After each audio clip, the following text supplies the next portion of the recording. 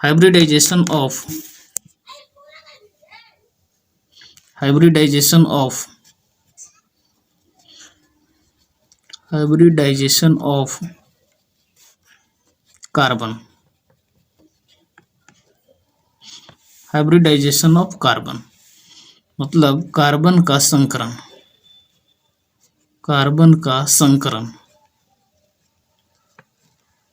संकरण किसे कहते हैं।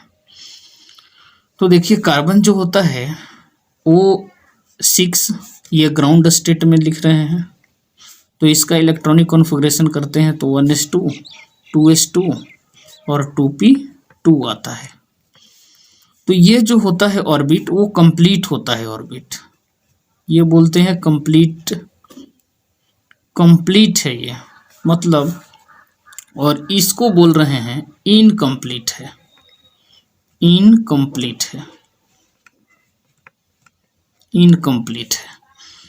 तब इनकम्प्लीट में इसको आउटर मोस्ट ऑर्बिट है, ये आउटर मोस्ट ऑर्बिट है। जैसे हम देखेंगे कि कार्बन का ये न्यूक्लियस है तो इसके पहली कक्षा में 2 इलेक्ट्रॉन है और दूसरी कक्षा में 4 इलेक्ट्रॉन है, 2 3 4 इलेक्ट्रॉन है, जो कि इसको बोला जाता है एटॉमिक ऑर्बिटल। इसको बोलते हैं एटॉमिक ऑर्बिटल, इसको बोला जाता है एटॉमिक ऑर्बिटल बोलते हैं इसको, एटॉमिक ऑर्बिटल परमाणु कक्षक बोला जाता है। अब परमाणु कक्षक में कोई इलेक्ट्रॉन को हम ला नहीं सकते हैं और न इलेक्ट्रॉन ये दे सकता है। तो अब इसके लिए क्या होता है, अब इसके एनर्जी भी डिफरेंट होते हैं। एनर्जी कैसे डिफरेंट होते हैं वो देखिए, जैसे आप 1s 2s 2p 3s 3p 3d 4s 4p 4d 4f ये पढ़े होंगे। तो इसकी एनर्जी दिखाया जाता है इस तरह से, इसका इस तरह से दिखाते हैं। तो ये डिफरेंट एनर्जी का लेवल है और ये डायग्राम है। तो यहाँ से देख रहे हैं एंट्री यहाँ से करते हैं, ऐसे एंट्री किया जाता है, ऐसे एंट्री करते हैं इलेक्ट्रॉनिक कॉन्फ़िगरेशन में, आप जानते होंगे। तो देख रहे हैं कि 1s के पास एनर्जी अभी यहाँ है, इसका एनर्जी कुछ और है और यहाँ एनर्जी कुछ और है, इसकी एनर्जी कुछ और है। पर ऐसे ऑर्डर देखा जाए तो यहाँ पर एनर्जी, फिर इसकी एनर्जी, फिर इसकी एनर्जी, तब इसकी एनर्जी, ऐसे एनर्जी का ऑर्डर लगा हुआ है। तो ये एस के पास जो एनर्जी है और ये पी के एनर्जी है वो डिफरेंट एनर्जी हैं। अब एनर्जी डिफरेंट होने के कारण से ये स्टेबल नहीं होता है। तो डिफरेंट एनर्जी वाले को हम यदि सेम एनर्जी के हाइब्रिड ऑर्बिटल तैयार कर देते हैं तो उसको बोलते हैं हाइब्रिडाइजेशन। मतलब ये परमाणु कक्षक है। अब ये परमाणु कक्षक को दिखाते हैं तो ये 1s2 का है तो इलेक्ट्रॉन ऐसे होता है, फिर 2s2 का है तो इलेक्ट्रॉन ऐसे जाता है, फिर ये देखते हैं 2p2 का 1 2 ये इलेक्ट्रॉन है, ये इलेक्ट्रॉन है, ये भरा जाता है। तो ये इसकी तो ग्राउंड स्टेट हुई।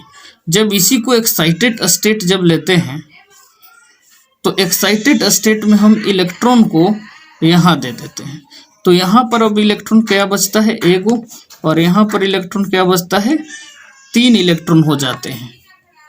ठीक है, तो ये एस जो होता है, ये जो होता है एक्साइटेड स्टेट में जो बनता है, इसको बोलते हैं हाइब्रिड ऑर्बिटल, इसको बोलते हैं हाइब्रिड ऑर्बिटल, हाइब्रिड ऑर्बिटल बोला जाता है इसको। और हाइब्रिड ऑर्बिटल में ही इलेक्ट्रॉन का ट्रांसफर होता है और ये अपना बॉन्ड बनाता है, ये हाइब्रिड ऑर्बिटल में है। तो ये हाइब्रिड ऑर्बिटल में जब ये बनाता है, अपना इलेक्ट्रॉन देता है, तो इसको मतलब कि विभिन्न ऊर्जा वाले कक्षकों को, यदि हम डेफिनेशन की बात करें, अब हाइब्रिडाइजेशन क्या है, कार्बन के संकरण क्या है, तो कार्बन का संकरण हम देते हैं परिभाषा कैसे कि विभिन्न ऊर्जा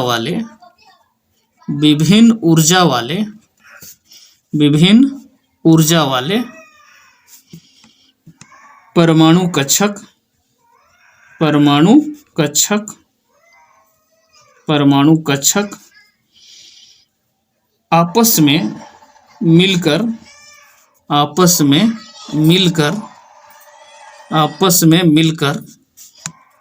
एक संकरित कक्षक का निर्माण करते हैं। संकरित कक्षक का निर्माण करते हैं। कक्षक का निर्माण करते हैं। उसे कार्बन का संकरण कहा जाता है। कार्बन का संकरण कहा जाता है। संकरण कहा जाता है।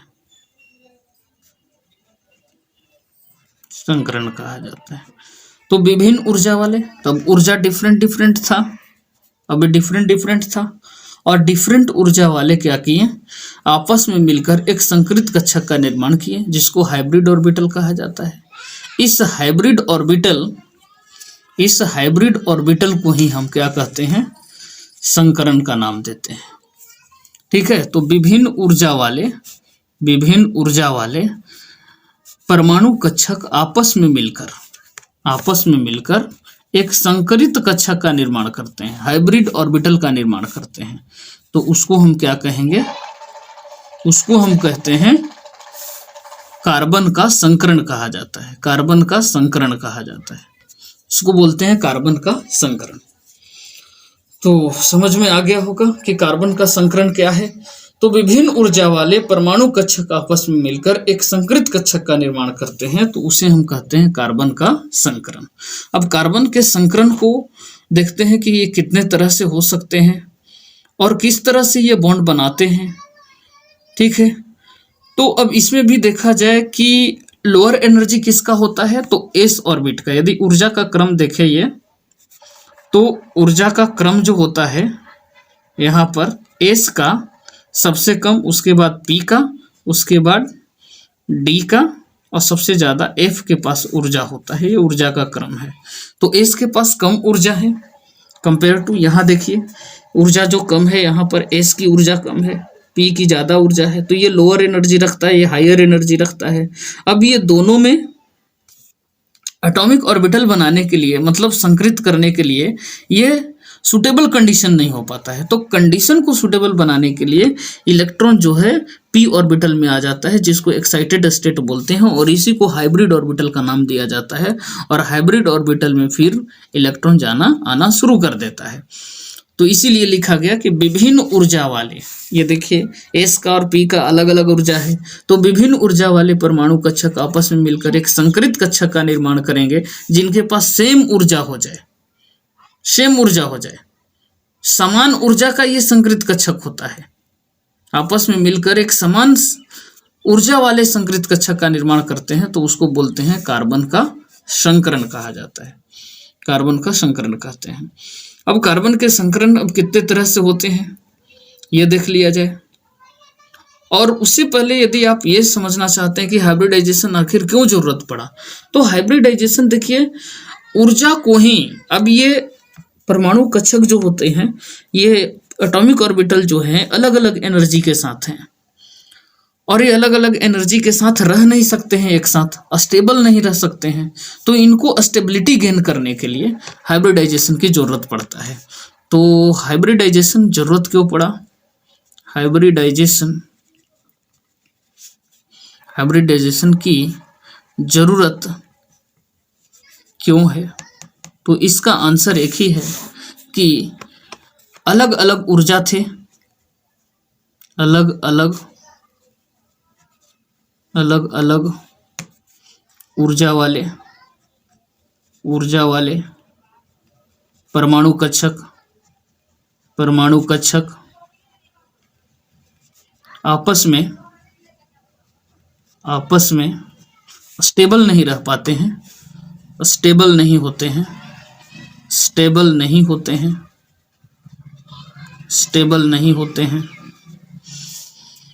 अतः इन्हें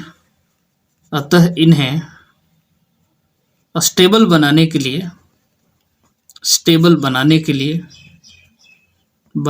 लिए हाइब्रिडाइजेशन की जरूरत पड़ता है। हाइब्रिडाइजेशन की जरूरत पड़ता है, जरूरत पड़ता है, जरूरत पड़ता है, जरूरत पड़ता है। तो हाइब्रिडाइजेशन क्यों जरूरत है? तो अलग अलग ऊर्जा वाले परमाणु कक्षक आपस में स्टेबल नहीं रह पाते हैं, इन्हें स्टेबल बनाने के लिए हम ऐसा करते हैं। तो प्रकार देखा जाए, types of hybridization, types of hybridization, hybridization, hybridization. पहला होता है sp3 हाइब्रिडाइजेशन, दूसरा होता है sp2 हाइब्रिडाइजेशन और तीसरा होता है sp हाइब्रिडाइजेशन। तो sp3 हाइब्रिडाइजेशन में क्या होगा? sp3 हाइब्रिडाइजेशन में क्या होगा? पहला देखिए, sp3 hybridisation, sp3 hybridisation, sp3 hybridisation. sp3 hybridisation में देख रहे हैं एक s ऑर्बिटल है और 3 p ऑर्बिटल है, 3 p ऑर्बिटल है। तो एक s ऑर्बिटल और एक तीन p ऑर्बिटल यदि आपस में मिलते हैं तो ये बनाते हैं sp3 हाइब्रिडाइजेशन। अब देखिए एक एग्जांपल के थ्रू हम समझते हैं, जैसे CH4 है, CH4 है तो कार्बन की देखा जाए हाइब्रिड ऑर्बिटल जो होता है वो ये होता है, ये हाइब्रिड ऑर्बिटल है। तो हाइड्रोजन कितने हैं? एक हैं, तो हाइड्रोजन एक है तो इसका 1s1 होगा। अब इन 1s1 है तो ये 4 हाइड्रोजन है, तो ये चारों से अपना अब ये इलेक्ट्रॉन अपना देगा और ये बॉन्ड बनाता है और स्टेबल बनाएगा, क्योंकि जब तक हाइब्रिड ऑर्बिटल नहीं होगा तब तक ये अपना इलेक्ट्रॉन दे नहीं सकता है। तो ये इलेक्ट्रॉन अपना देगा, तो इससे भी करेगा, इससे भी करेगा, इससे भी करेगा और इससे भी करता है। तो अपना सिग्मा इलेक्ट्रॉन देता है, सिग्मा इलेक्ट्रॉन नहीं देता है, ये सिग्मा इलेक्ट्रॉन अपना देगा, तो ये बॉन्ड अपना पूरा कर लेगा। तो आउटर मोस्ट ऑर्बिट में 8 इलेक्ट्रॉन भी चाहिए, तो अपना ये स्टेबल हो जाता है 8 इलेक्ट्रॉन से। तो ये बनाता है sp3 हाइब्रिडाइजेशन। ये सिग्मा दिया, सिग्मा इलेक्ट्रॉन, फिर ये सिग्मा इलेक्ट्रॉन, ये सिग्मा इलेक्ट्रॉन, फिर ये सिग्मा इलेक्ट्रॉन देता है। यहाँ पर देखेंगे तो CH4 जो है, ये देखिए, ये यहाँ दिया, ये ऑर्बिट, ये ऑर्बिट, ये इसको हम संरचना बनाते हैं तो ये कुछ बनता है, चतुष्फलकीय ये निर्माण करता है, ये चतुष्फलकीय ये निर्माण करता है। तो sp3 हाइब्रिडाइजेशन का ज्योमेट्री क्या होता है? ज्योमेट्री क्या होता है? टेट्राहेड्रल, टेट्राहेड्रल होता है, टेट्राहेड्रल होता है, टेट्राहेड्रल ज्यामिति होता है इसका, टेट्राहेड्रल ज्यामिति। अब इसके बाद ज्यामिति देखा जाए, इसके बाद कोण देखें, इसके बीच कितना कोण बनता है? तो 109 डिग्री 28 मिनट का कोण बनता है। यहाँ पर 109 डिग्री 28 मिनट का कोण बनता है, इनके बीच में एंगल कितना बनता है? 109 डिग्री 28 मिनट का एंगल बनता है। ठीक है, तो ये आगे अब ये सेफ हो गया, इसकी हाइब्रिडाइजेशन हो गया, सिग्मा 4 है। तो इसको जानने के लिए 4 सिग्मा है तो क्या बना? sp3 hybridisation. एक ट्रिक भी है ये कि सिग्मा काउंट करते हैं हमेशा, हाइब्रिडाइजेशन निकालने के लिए हमेशा सिग्मा काउंट किया जाता है, पाई बॉन्ड को काउंट नहीं किया जाता है। तो आगे देखते, सेकंड है sp2 हाइब्रिडाइजेशन। sp2 हाइब्रिडाइजेशन में देखिए क्या होता है, sp2 हाइब्रिडाइजेशन में क्या होता है ये देखिए। तो sp2 हाइब्रिडाइजेशन में हम देख रहे हैं कि ये जो होगा C2H4 एग्जाम्पल लेते हैं, C2H4 को देखते हैं, कार्बन अपने 1s2, 2s2 और 2p2 में, तो ये अपना ग्राउंड स्टेट में इलेक्ट्रॉन है और ये 2 इलेक्ट्रॉन है, 1 इलेक्ट्रॉन, 2 इलेक्ट्रॉन, ये खाली है। ये इलेक्ट्रॉन यहाँ पर जाएगा तो ये बनाएगा 1 और ये हाइब्रिड ऑर्बिटल बना लिया। अब हाइब्रिड ऑर्बिटल बना दिया तो जो यहाँ पर कार्बन है, वो कार्बन के हाइड्रोजन जो हैं वो अपना एक हाइड्रोजन का 1s1 हो जाएगा। तो ये अपना हाइड्रोजन जो है एक के लिए 2 ही है, दो ही चीज है। मान लेते हैं इसको हम ऐसे लिखेंगे CH2 डबल बॉन्ड CH2 लिखेंगे ऐसे। तो हमारे पास कार्बन का हाइब्रिडाइजेशन देखना है तो कार्बन कितने हैं, हाइड्रोजन एक, कार्बन एक है, हाइड्रोजन दो है इसके लिए। तो हाइड्रोजन जब आएगा तो ये जो हाइड्रोजन 1s होगा, एक सिग्मा तो ये बनाएगा और यहाँ से एक सिग्मा बॉन्ड का निर्माण करेगा, एक सिग्मा यहाँ बना। इसके बाद जो देख रहे हैं, अब बाकी तो कार्बन अपना बॉन्ड बना रहा है, तो कार्बन अपना और ये कार्बन वो सिग्मा बनाएगा, पहला जो है सिग्मा बनाएगा और दूसरा जो है पाई बनाएगा। कार्बन सबसे पहला अपना बॉन्ड जो बनाता है वो सिग्मा बनाता है और दूसरा जो बॉन्ड बनाता है वो पाई बॉन्ड बनाता है। तो एक सिग्मा और एक पाई, तो कितने सिग्मा हो गए, 3 सिग्मा। 3 सिग्मा है तो sp2 हाइब्रिडाइजेशन हुआ। इसका जो होता है शेप वो होता है ट्राइगोनल प्लानर, ट्राइगोनल प्लानर होता है, त्रिकोणमितीय समतल। इसका ज्योमेट्री जो होता है वो होता है त्रिकोणमितीय, त्रिकोणमितीय समतल, त्रिकोणमितीय समतल मतलब ट्राइगोनल प्लानर होता है, ट्राइगोनल प्लानर होता है। ये ज्योमेट्री हो गया। कोण देखा जाए तो कितना बनता है, 120 डिग्री का। कोण कितना बनता है, 120 डिग्री का कोण बनता है। देखिएगा शेप इसका, तो शेप कुछ ऐसे बनेगा, कार्बन ये इस तरह से ये बॉन्ड बनाता है ऐसे ऐसे। ये कोण कितना होता है, 120 डिग्री का हर कार्बन। यदि हम इसका शेप देखें तो ऐसे कुछ बनाएगा, कार्बन डबल बॉन्ड से इधर CH2 है और ये H और ये H। अपना शेप कैसे बनाया, इस तरह से, ये देखिए ये एंगल जो बनता है 120 डिग्री का एंगल बनेगा। ठीक है, तो ये हो गया। यदि यहाँ पर देखा जाए परसेंटेज ऑफ S देखा जाए तो कितना होगा, पूरे sp3 है तो 33.33% होगा। ये पूरा 100 भाग होता है, 100 में 3 लोग बटे हैं तो 33% होगा, 33%। और sp3 में है होता है, sp3 में जब होगा तो वहाँ 25% हो जाएगा। तो आगे देखिए अब sp हाइब्रिडाइजेशन, तीसरा जो है sp हाइब्रिडाइजेशन है। sp हाइब्रिडाइजेशन में एग्जांपल लेते हैं C2H2 का, C2H2 का। तो कार्बन जो है एक्साइटेड स्टेट में डायरेक्ट बनाते हैं हाइब्रिड ऑर्बिटल, तो 1 2 यहाँ से इलेक्ट्रॉन चला गया, हाइब्रिड एक्साइटेड स्टेट होगा। और हाइड्रोजन जो है 1 है, अब एक हाइड्रोजन है तो 1s1 है, तो यहाँ तो एक जो हाइड्रोजन दिया ये 1 सिग्मा दिया। कार्बन जो देगा वो पहला देगा 1 सिग्मा और इधर से 2 पाई बॉन्ड बनाएंगे, 2 पाई बॉन्ड बनाएंगे। अब इसको देखा जाए तो इसको हम H ट्रिपल बॉन्ड लिखते हैं CH। तो फिगर इसका देखा जाए तो ये ऐसे कुछ बनाएगा, यहाँ पर बनाएगा, फिर इधर CH जुटा हुआ है ट्रिपल बॉन्ड से, तो ये क्या बनाया, 180 एंगल बनाया। और शेप इसका ज्योमेट्री क्या हो गया, ज्योमेट्री हो गया लीनियर। इसका ज्योमेट्री क्या हो गया, लीनियर। ज्योमेट्री क्या हो गया, लीनियर हो गया इसका, ज्योमेट्री हो गया लीनियर। अब यहाँ देखा जाए तो अब समराइज कर लेते हैं समरी वे में।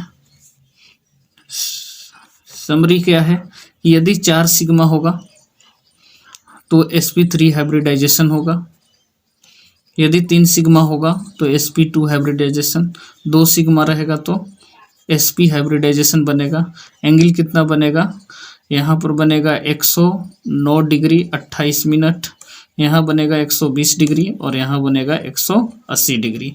परसेंटेज ऑफ S यहाँ देखा जाए तो 25% होता है, यहाँ परसेंटेज ऑफ S देखा जाए तो 33.33% होता है। और यहाँ देखा जाए परसेंटेज ऑफ S तो यहाँ है 50%। और परसेंटेज ऑफ S जो होता है वो डायरेक्टली प्रोपोर्शनल टू होता है बॉन्ड एंगल। जितना परसेंटेज ऑफ एस ज़्यादा होगा एंगल उतना ज़्यादा होगा। देखिए यहाँ 50% है तो एंगल 180 बना है। और इसके बाद यहाँ परसेंटेज ऑफ एस जब ज़्यादा रहेगा तो यहाँ पर आपका इलेक्ट्रोनेगेटिविटी भी ज़्यादा रहेगा, इलेक्ट्रोनेगेटिविटी भी ज़्यादा रहता है। तो ये था समरी वे में। अब आपको हाइब्रिडाइजेशन अच्छी तरह से समझ में आ गया होगा। मिलते हैं नेक्स्ट वीडियो में, तब तक के लिए गुड बाय, जय हिंद।